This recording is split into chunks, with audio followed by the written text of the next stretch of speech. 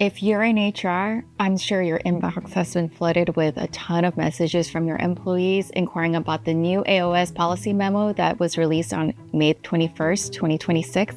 In that memo, USCIS indicated that the long-standing AOS policy is now considered for extraordinary circumstances only and is an administrative grace. This type of language we have not seen in all the years of adjudication inside the United States. And so we know that this signals a shift in how USCIS is going to adjudicate 485 applications within the United States. However, this is not the time to panic. We've been reassuring our clients over the past week that we are going to keep business as usual, but we're going to be better prepared for what's going to come ahead. So this video is going to address a strategic roadmap on how to handle cases that are currently pending, cases that you're about to file, how we can communicate with our employees to ensure that our cases are successful after years of waiting. So the first thing you should do if you're in HR, or if you're the head of a company, or maybe you're an employee watching this, is figuring out which step of the green card process you're in. As you may be aware, there's multiple ways a company can sponsor a worker for the green card. So the first obvious one is the EB2, EB3 PERM case. If you're currently in the PERM process, you're still far away from filing an AOS. You might be in the prevailing wage stage. Maybe you've already filed your ETA 9089 and you're waiting for your labor cert to be adjudicated. So the first thing to do is figure out where in the PERM process you might be. Once your ETA 9089, once the labor cert is approved, once it's certified, then you can file the I-140. And depending on the visa bulletin, we got lucky earlier this past year where we had concurrent EB2 and EB3 categories. And so we were able to file I-140, 485 concurrent filings. But at this point, it might not be so for the rest of the fiscal year. So you would file the I-140 first. And then meantime, right now is the time where you want to build up positive evidence record to show that there are positive discretionary factors in favor of you filing your AOS in the United States. If you already filed an I-140 and perhaps a 485 and it's currently pending, do not panic, because we've not had clarification yet on how this policy is going to affect cases that are currently pending. But what we do know from clients is that the clients who have been asked to go do interviews, and keep in mind that for employment-based, interviews are actually discretionary. So it's still very possible that employment-based green cards may still get approved without an interview, without having to submit additional evidence of why you need to be in the United States for adjustment of status.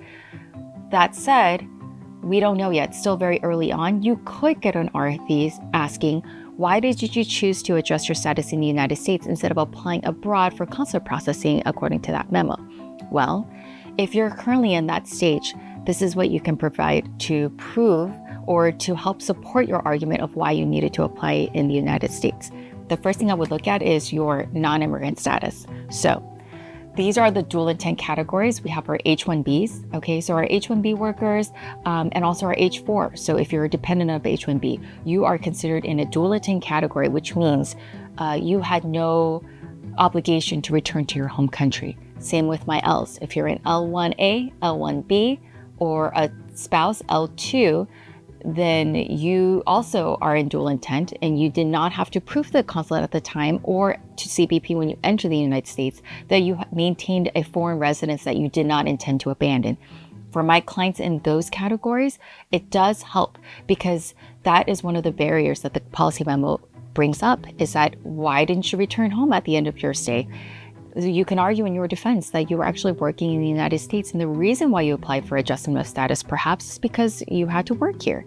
If you're in an L1, you have to run your company. What's going to happen to your company if you're out of the country for weeks, months at a time due to a delay or due to administrative processing? It could cause economic turmoil. It could cause money. Operations could stop. You could lose that timely contract. Same with H-1B. It could cause a big disruption to the business. So those are economic factors I would focus on if you're on H and L. Also, you might want to point to family ties. You have family in the United States. Maybe you have children that you need to take care of. Maybe you have to take care of elderly parents. You want to show how and why you decided to apply in the United States. And even though the footnote in the policy memo does say that if you're in H or L, it's not sufficient alone in and of itself, but it does acknowledge that it is not contrary holding dual intent status and applying for adjustment of status in the United States. Now, for my single intent visa holders, that would be the F1s TN, E1, E2, O, O1. It could be harder because all of these visa categories, you do have to state your intent to return home and that you do have a foreign residence that you have no intent of abandoning. Now, my O1s and E2s, there was an argument that these are quasi. Traditionally in the past, or if you look in the Foreign Affairs Manual, it does explicitly say that by having an approved I-130 or having an approved I-140, so having an approved immigrant petition does not mean that you have immigrant intent, or that factor alone is not reason to deny your O1 or your E2 case, but we're not sure how USCIS is going to look. So technically, because it is a single intent visa, you do have to have a stronger argumentation for why you're deciding to stay in the United States, why you did not return back home, and why you're applying for adjustment of status here. So you have to look at, again, impractical factors of why you cannot return for consular processing, the benefits. You can look at economic benefit or national interest of why you need to stay. If you're in O1, maybe you're a researcher and your research is critically important. It's almost using NIW arguments for this discretionary analysis. Also during COVID, when we had to argue for national interest exception for our O1s, our H, or Ls, we used similar wording. We looked at, what are the sectors like critical infrastructure, health, medicine that require an exception to the travel ban. Similar argumentation here. Why do you need to adjust your status in the United States that is technically efficient, that you're able to stay and work?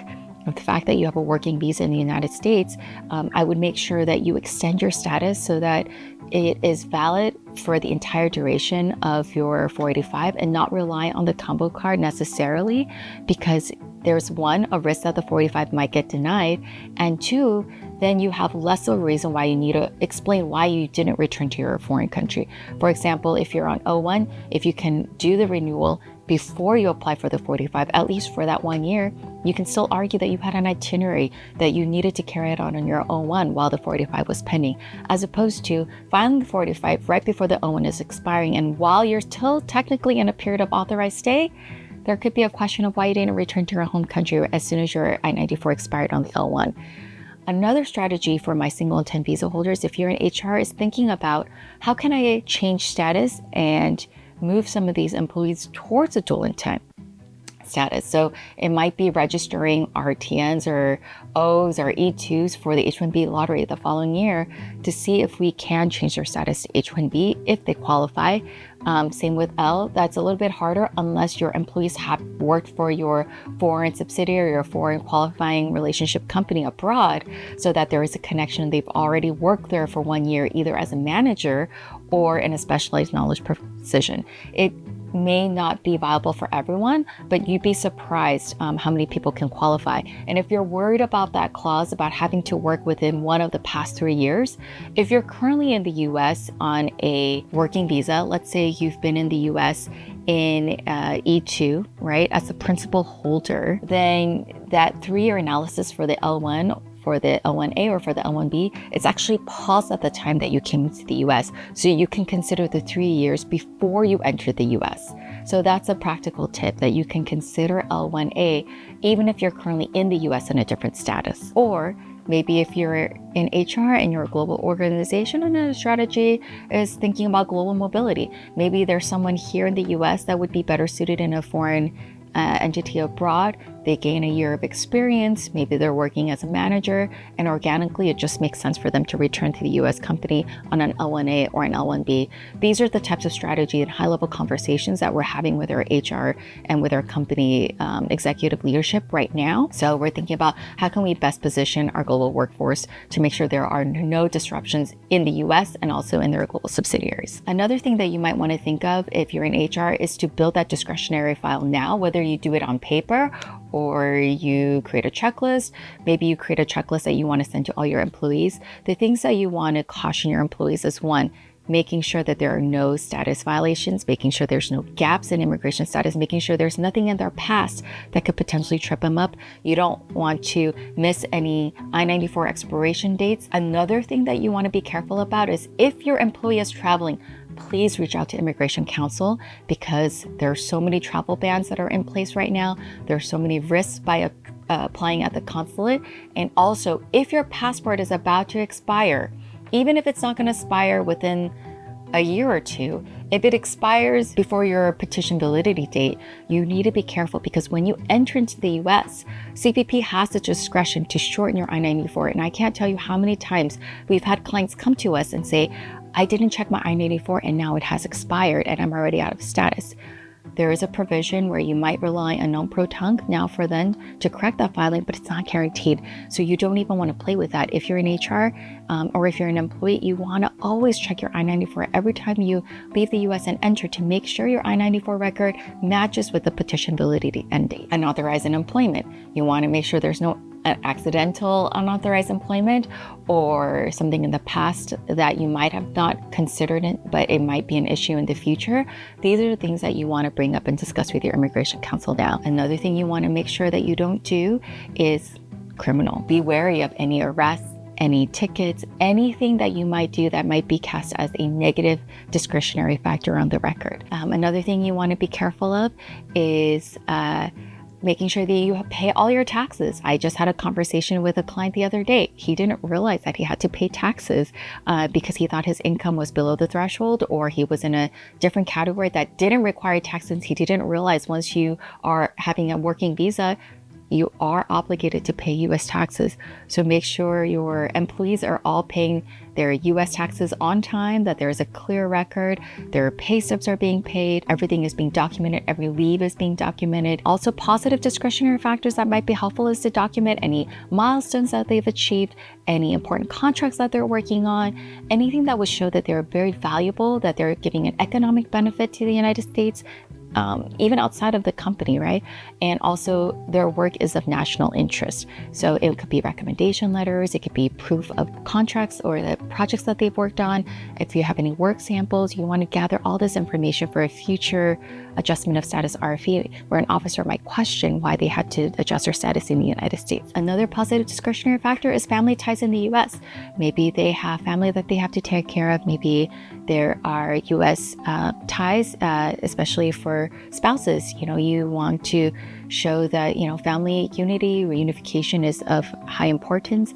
If you're taking up young children or sick children, sick parents, these are all reasons why that might be compelling to show you needed to apply for adjustment of status. Another tip that we've been giving to our HR is to draft a detailed letter talking about the employee's importance to the company, the importance of their work, why, if they were to do a consular interview, it would disrupt the business, and also talking about the immigration compliance, how they've, the history of their immigration status with you. Maybe this employee started with you on OPT and then STEM OPT, and then you sponsored their H-1B, and now you're sponsoring their PERM. So showing the importance of the employee, but also the focus is on the employer, because you want to show the impact that this would have on a US business.